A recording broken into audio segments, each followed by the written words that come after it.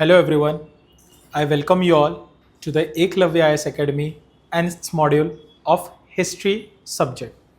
तुम्हा सर्वांचं स्वागत आहे एकलव्य आय एस अकॅडमीमध्ये आणि आज आपण सुरू करत आहोत आपल्या हिस्ट्री मॉड्यूलला. आधुनिक भारताचा इतिहास हा विषयाला आपण आज हात घालणार आहोत. या विषयामध्ये याच्या आधीही आपण बरेचसे लेक्चर्स घेतले आहेत, काही रेकॉर्डेड लेक्चरसुद्धा तुमच्याकडे अवेलेबल आहेत आणि आज आपण सर्वात महत्त्वाच्या घटनेवरती हे बोलणार आहोत, त्याच्याविषयी तुम्हाला माहिती देणार आहे आणि ती घटना म्हणजे प्लासीची लढाई. ब्रिटिशांनी भारतामध्ये सत्ता कधी स्थापन केली असा प्रश्न जर आला तर बऱ्याचशा इतिहासकारांचं एकच उत्तर असतं, ते म्हणजे प्लासीची लढाई. प्लासीच्या लढाईनंतर खऱ्या अर्थाने ब्रिटिशर्स हे भारतामध्ये एक राजकीय सत्ता म्हणून उदयास आले आणि हेच ब्रिटिशर्स नंतर 200 वर्षापर्यंत जवळजवळ 200 वर्षापर्यंत भारतावरती राज्य करून होते आणि ह्या राज्याची सुरुवात ही या प्लासीच्या लढाईमधून झालेली आपल्याला पाहायला मिळते. बंगालपासून सुरू झालेला हा सत्ता विस्ताराचा कार्यक्रम आपल्याला संपूर्ण भारताला स्वतःच्या ताब्यात घेऊन हा संपलेला पाहायला मिळतो आणि अशाच पद्धतीने ब्रिटिशर्सनी हे भारतामध्ये सत्ता स्थापनेचं हे धोरण आपल्या हातात घेतलं व त्याची पायाभरणी त्यांनी बंगालपासून सुरू केलेली आपल्याला दिसून येते. बंगालकडे जाण्यापूर्वी त्यावेळेची ही राजकीय परिस्थिती काय होती त्याच्याविषयी थोडंसं समजून घेऊया. सर्वप्रथम आपण मुघलांविषयी समजून घेऊया. मुघलांमध्ये आपल्याला बाबर, त्याचा मुलगा हुमायूं, त्यानंतर अकबर, त्यानंतर जहांगीर, त्यानंतर शाहजहान, मग औरंगजेब असे बादशाह झालेले दिसून येतात. औरंगजेबानंतर जेही मुघल बादशाह त्या ठिकाणी आले ते सर्वच्या सर्व हे वीक राजे आपल्याला पाहायला मिळतात. वीक याचा अर्थ त्यांच्या हातामध्ये सत्ता केंद्रित नव्हती, सत्तेचं विकेंद्रीकरण आपल्याला झालेलं दिसून येतं. त्यांच्याकडे तेवढं नेतृत्व शैली नव्हती आणि म्हणूनच मुघल साम्राज्य हे लयास गेलेलं आपल्याला दिसून येतं. औरंगजेबापर्यंत सत्ता ही केंद्रित होती. सत्तेचं हे मोठ्या प्रमाणामध्ये विकेंद्रीकरण हे औरंगजेबाच्या मृत्यूनंतर सुरू झालेलं आपल्याला पाहायला मिळतं. आता औरंगजेबाने बंगालचा सुभेदार म्हणून कोणाला अपॉइंट केलं होतं तर तेही समजून घेऊया. मुर्शिद कुली खान याला औरंगजेबाने अपॉइंट केलं होतं ॲज अ गव्हर्नर किंवा ज्याला आपण दिवाण असं म्हणतो. पुन्हा त्याला बऱ्याचशा येणाऱ्या बादशहांनी सेम पदावरती अपॉइंट केलं आणि बंगालचा पहिला नवाब कोण असा जर प्रश्न आला तर सर्वात पहिलं उत्तर आपलं असं पाहिजे मुर्शिद कुली खान.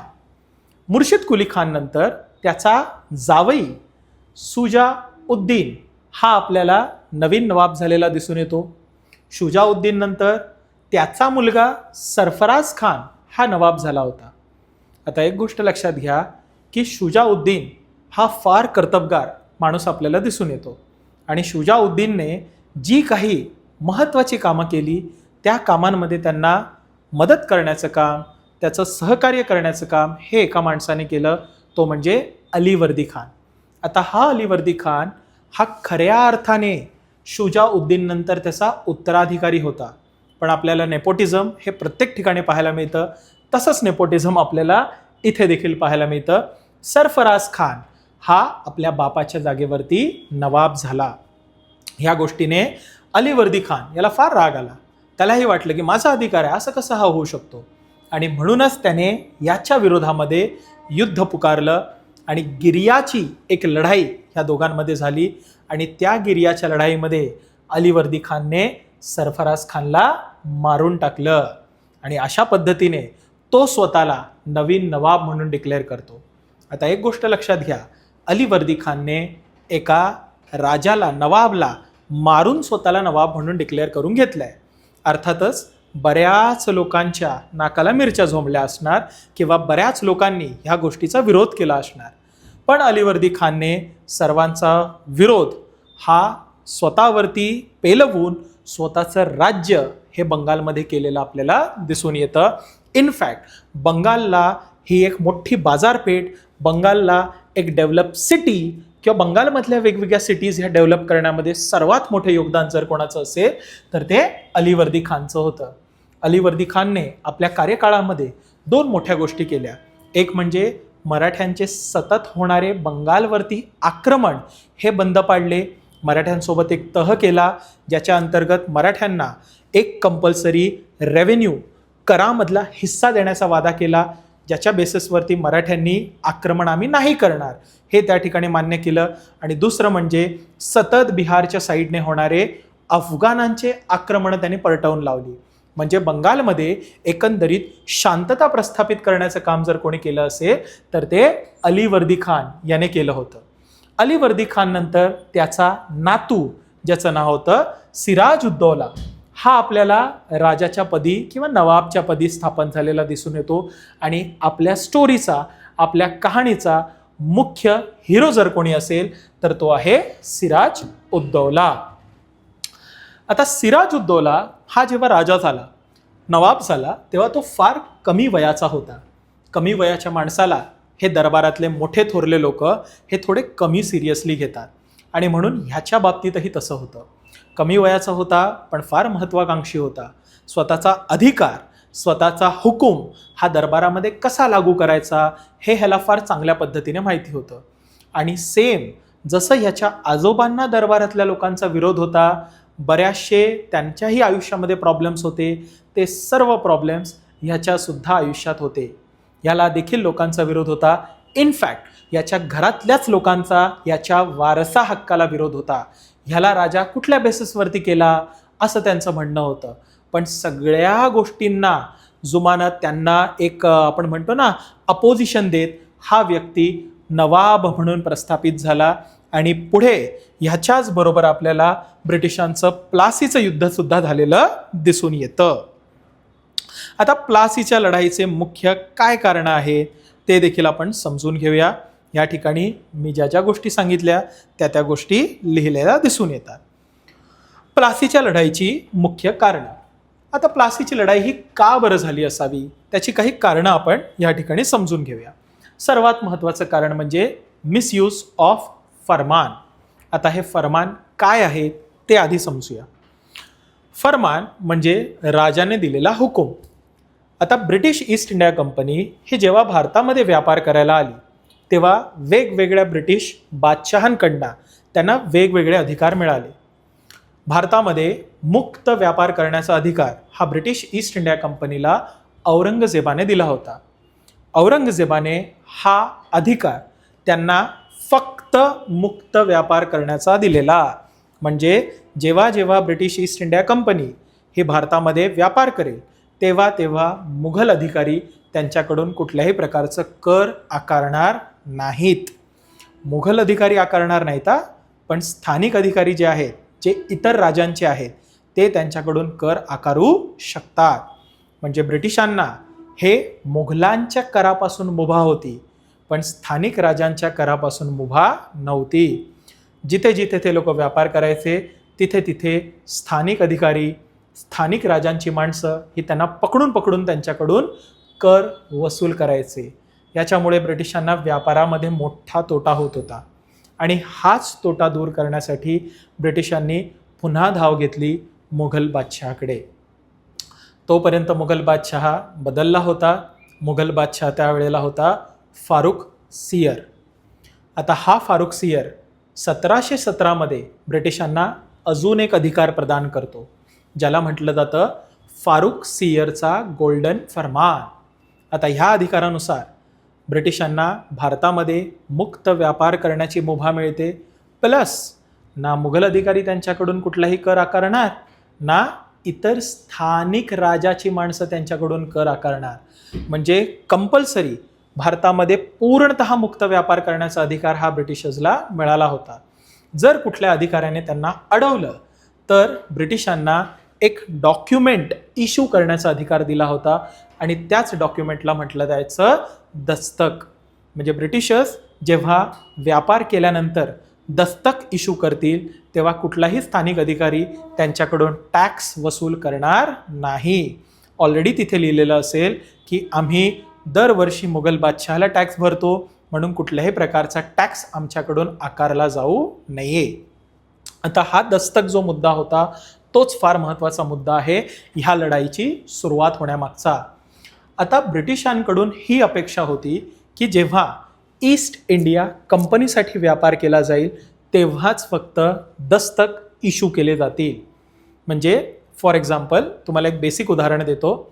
जेव्हा हा एखादा अधिकारी आपल्या ऑफिशियल कामाला जातो तेव्हाच सरकारी लाभांचा त्याने उपभोग घ्यावा किंवा सरकारी तुम्हाला ज्या स्कीम्स मिळतात, तुमच्या सोयीसाठी ज्या गोष्टी तुम्हाला दिल्या जातात त्याचा तुम्ही उपभोग घ्यावा हे अपेक्षित असतं. तुमच्या पर्सनल कामासाठी तुम्ही त्याचा उपभोग घेणं अपेक्षित नसतं. तशाच पद्धतीने जेव्हा ईस्ट इंडिया कंपनी ही व्यापार करेल तेव्हाच त्यांना दस्तक इश्यू करण्याचा अधिकार होता. पण कंपनीचे कर्मचारी हे जेव्हा स्वतःचा वैयक्तिक व्यापार करायचे तेव्हा देखील ते लोक हे दस्तक इश्यू करायचे. आणि ह्याच्यामुळेच करामध्ये गिरावट ही बंगालच्या होत होती. बंगालच्या राजाला जेवढा अपेक्षित कर गोळा करायचा आहे तेवढा होत नव्हता. ब्रिटिशर्स बंगालमध्ये मोठ्या प्रमाणामध्ये व्यापार करायची, खूप जास्त पैसा छापायची, पण कुठल्याही प्रकारचा टॅक्स पे नव्हती करत. आता टॅक्सच जर पे होणार नाही तर नवाब हा सुखसुविधा कशा देऊ शकेल आपल्या लोकांना. आणि म्हणूनच बंगालचा नवाब हा कटाक्षाने बघून होता ब्रिटिशांकडे की कुठल्या प्रकारची चोरी तर करत नाही आहे ना, करामध्ये कुठल्याही प्रकारचा गैरव्यवहार करत नाही आहे ना. आणि नवाबच्या लक्षात आलं की ब्रिटिशांकडून मोठ्या प्रमाणामध्ये गैरव्यवहार केला जातोय. ब्रिटिश अधिकारी हे जेव्हा वैयक्तिक व्यापार करतायत तेव्हा पण टॅक्स पे करत नाही आहेत आणि त्यांच्या मित्रांना सुद्धा टॅक्स पे करायला देत नाही आहेत. त्यांना पण ते लोक दस्तकच इश्यू करून देत आहेत. आणि ह्या गोष्टीच्या विरोधात सिराज उद्दौलाने आवाज उचलला, पण ब्रिटिशर्सनी सांगून सुद्धा टॅक्स पे केला नाही. आणि हे महत्त्वाचं कारण होतं ह्या दोघांच्या संबंधांमध्ये फूट पडण्याचं. इनफॅक्ट ह्या दोघांमध्ये नाराजगी वाढण्याचं जर कुठलं कारण असेल तर ते आहे मिसयूज ऑफ दस्तक किंवा मिसयूज ऑफ फरमान इशूड बाय द फारुखसियर. दुसरं महत्त्वाचं कारण ते म्हणजे fortification of Fort William. Fort विल्यमचं फोर्टिफिकेशन. आता महत्त्वाची गोष्ट आहे की हे फोर्ट विल्यम आहे काय, तर लक्षात घ्या ब्रिटिशर्सनी जेव्हा बंगालमध्ये स्वतःची फॅक्टरी प्रस्थापित केली तेव्हा ती 3 गावांपासून सुरुवात केली. सर्वात पहिलं हे आपल्याला कालिकता हे गाव पाहायला मिळतं, त्याच्यानंतर गोविंदपूर आणि त्याच्यानंतर सुतानुती अशी 3 गावं ब्रिटिशर्सनी मुघल अधिकाऱ्यांकडून मिळवली. याचे जमीनदारी अधिकार मिळवले आणि ह्याच गावांना डेव्हलप करून करून करून करून करून करून ब्रिटिशर्सनी एक मोठ्या शहराची स्थापना केली. त्या शहरामध्ये एक भली मोठी फॅक्टरी उभारली आणि त्याच फॅक्टरीचं रक्षण करण्यासाठी संरक्षण करण्यासाठी ब्रिटिशर्सनी त्याच्या भोवती तटबंदी उभारलेली आपल्याला पाहायला मिळते. आता हा जेवढाही भाग आहे तो यायचा सिराज उद्दौलाच्या अधिकार क्षेत्रामध्ये, विच मीन्स सिराज उद्दौलाचे तिथे अधिकार होते. तो तिथला राजा होता. त्याला विचारल्याशिवाय इथे कुठल्याही प्रकारचं कन्स्ट्रक्शन हे अनलॉफुल होतं, चुकीचं होतं, अशासकीय होतं. म्हणून सिराज उद्दौलाने याच्या विरोधात आवाज उचलला. आता बऱ्याच मुलांना प्रश्न असतो, सर हे फोर्टिफिकेशन का करत होते? तर एक गोष्ट लक्षात घ्या, हा जो काळ आहे हा लढायांचा काळ आहे. ब्रिटिशर्स आणि फ्रेंच हे एकमेकांसोबत लढाया करत होते आणि दोघांच्याही बंगालमध्ये फॅक्टऱ्या होत्या. ब्रिटिशर्सची फॅक्टरी म्हणजे फोर्ट विल्यम, फ्रेंचांची फॅक्टरी म्हणजे चंदननगरची फॅक्टरी. दोघंही आपल्या फॅक्टरीला प्रोटेक्ट करण्यासाठी संरक्षण भिंत उभारत होते, ज्याला आपण तटबंदी म्हणतो, इंग्लिशमध्ये ज्याला आपण फोर्टिफिकेशन असं म्हणतो. आता हे फोर्टिफिकेशन सिराज उद्दौलाच्या डोळ्यामध्ये खुपलं आणि त्यांनी दोघांनाही बोलवून कडक शब्दामध्ये सांगितलं की आत्ताच्या आत्ता तुम्ही फोर्टिफिकेशन रद्द करा, अभी के अभी इस चीज को रोक दो. पण ब्रिटिशांनी त्यांचं ऐकलं नाही. बिचाऱ्या फ्रेंचांनी ऐकलं पण ब्रिटिशर्स त्यांचं ऐकत नव्हते. ह्याच गोष्टीचा राग म्हणून सिराज उद्दौला हा ब्रिटिशांवरती चालून गेला, अटॅक केलं. अजून काही कारणं समजून घेऊया, ज्याच्यामध्ये आहे असायलम टू कृष्ण वल्लभ दास. सिराज उद्दौलाच्या दरबारामध्ये एक अकाउंटंट होता. एक अकाउंटंट आपल्याला पाहायला मिळतं ज्याचं नाव आहे कृष्ण वल्लभ दास. आता हा जो अकाउंटंट होता हा अकाउंट्समध्ये हेराफेरी करून पळालेला, म्हणजे थोडक्यात काय, चोरी करून पळालेला. आणि तो फरारी होता, ज्याला शोधण्यासाठी सिराजुद्दौलाने आपली माणसं पाठवली होती. आणि ह्या माणसांकडून सिराजुद्दौलाला कळालं की हा कृष्णा वल्लभ दास ब्रिटिशांकडे जाऊन लपलाय. ब्रिटिशांना पत्र लिहून जेव्हा कृष्णा वल्लभ दासला मागण्यात आलं तेव्हा ब्रिटिशांनी नाही देणार असं सांगितलं. ह्या गोष्टीने सिराजुद्दौलाचा इगो दुखावला गेला आणि सिराजुद्दौलाच्या मनामध्ये ब्रिटिशांविषयी राग उत्पन्न होऊ लागला.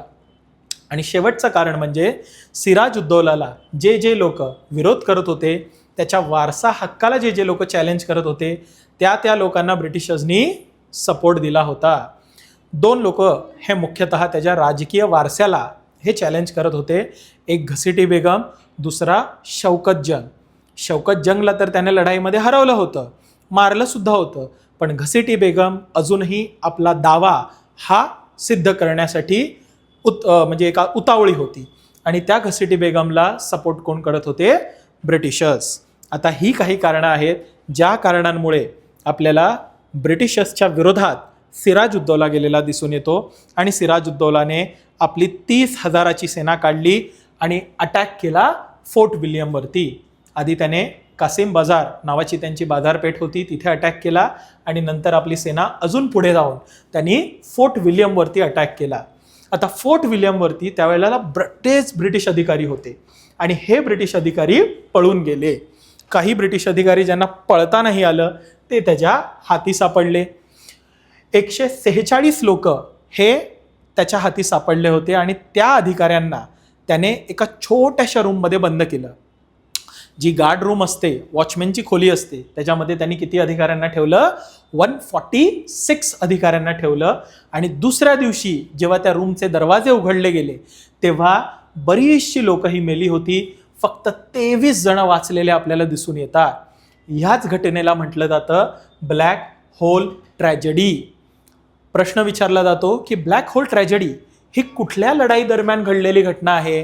तर आपल्याला तेव्हा लिहावं लागतं प्लासीच्या लढाई दरम्यान घडलेली ही घटना आहे. आता जे जे लोक हे पळाले होते ते जाऊन लपले पुलटा नावाच्या जागेला आणि तिथून त्यांनी मदत मागण्यासाठी पत्र लिहायला सुरुवात केली. पत्र पोहोचली मद्रासला. मद्रासमध्ये ब्रिटिशर्सचं एक कॅम्प होतं, तिथे त्यांची प्रेसिडेन्सी होती.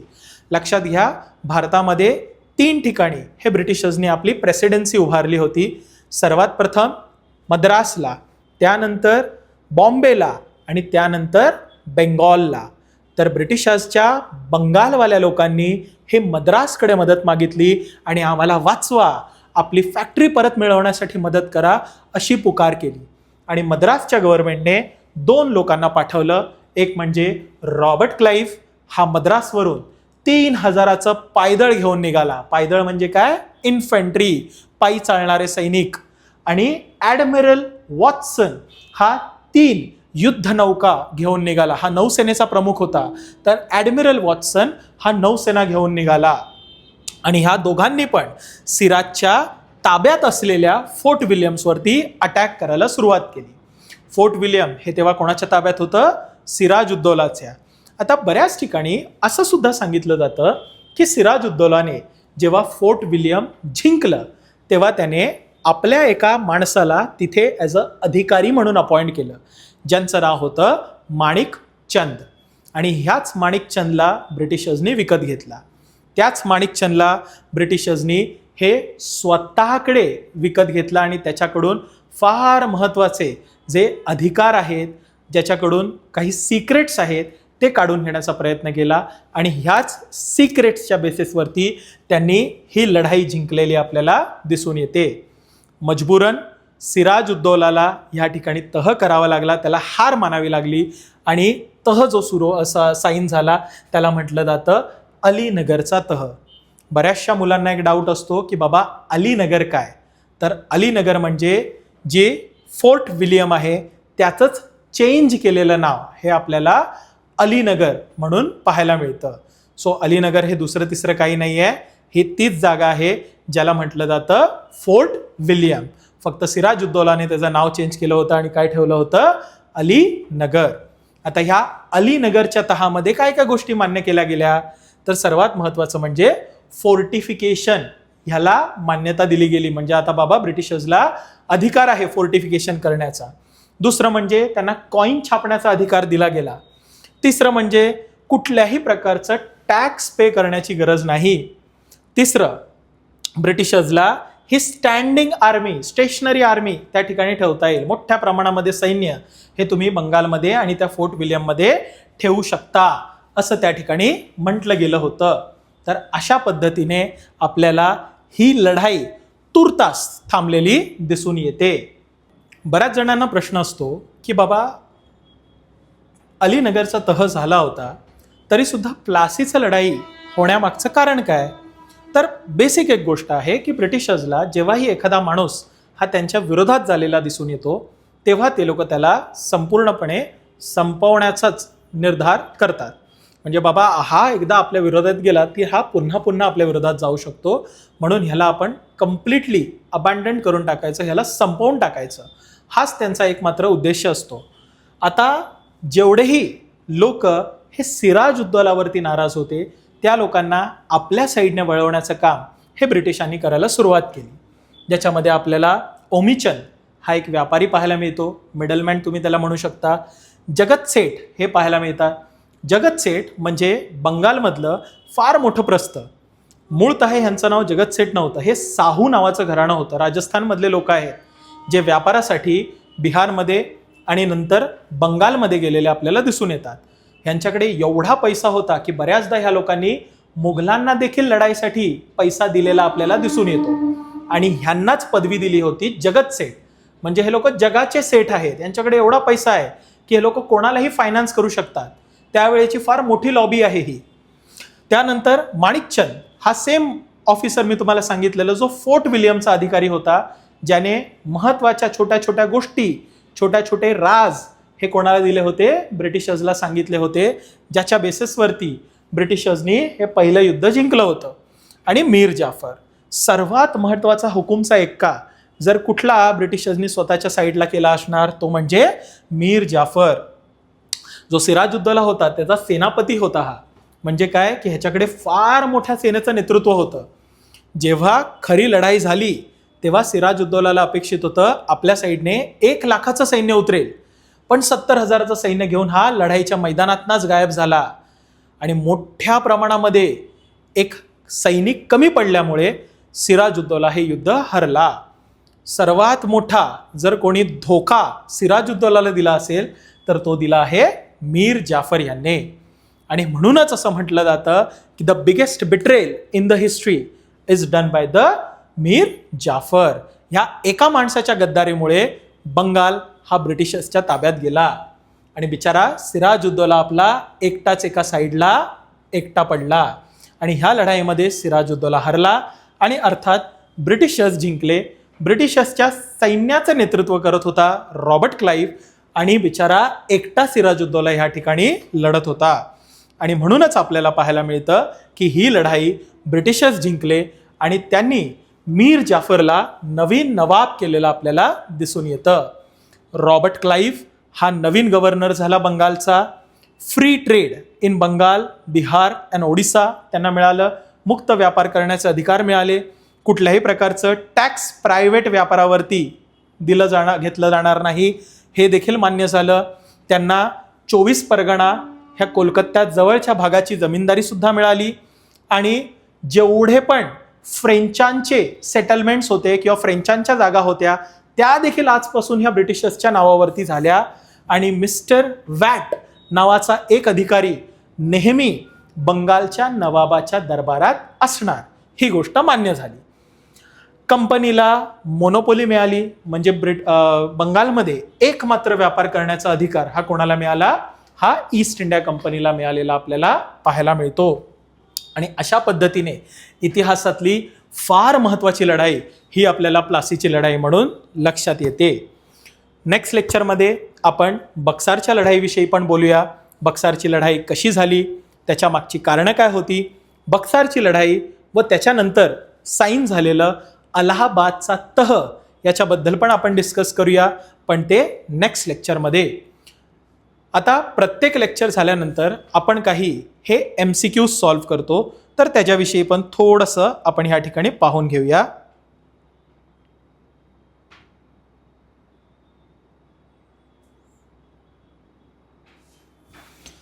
सर्वात पहिला MCQ आहे, the battle of Plassey 1757 was fought between. प्लासीची लढाई ही कोणामध्ये लढली गेली होती किंवा कोणाच्या आणि कोणाच्या विरोधामध्ये ती लढली गेली होती? तर ऑप्शन आहे A, British East India Company आणि Sirajuddaulah, B, British and Marathas, C, British and Mysore, and D, British and Sikh. तर याचं क्लिअरली उत्तर हे तुम्हाला देता येईल. फार इझी क्वेश्चन आहे हा, ज्याचं उत्तर आहे आपल्याला पाहायला मिळतं ब्रिटिश आणि सिराज उद्दौला, हे याचं उत्तर आहे. दुसरा प्रश्न आपल्याला पाहायला मिळतो, who among the following betrayed Siraj Uddaula in the battle of Plassey. खालीलपैकी कुठल्या माणसाने सिराज उद्दौलाच्या विरोधात ही गद्दारी केलेली आपल्याला पाहायला मिळते? मीर कासिम नाही, अजून आपण त्याच्याविषयी बघितलंच नाही आहे. मीर जाफर, बी, सी, सुजा उद्दौला, आणि डी, शाह आलम टू.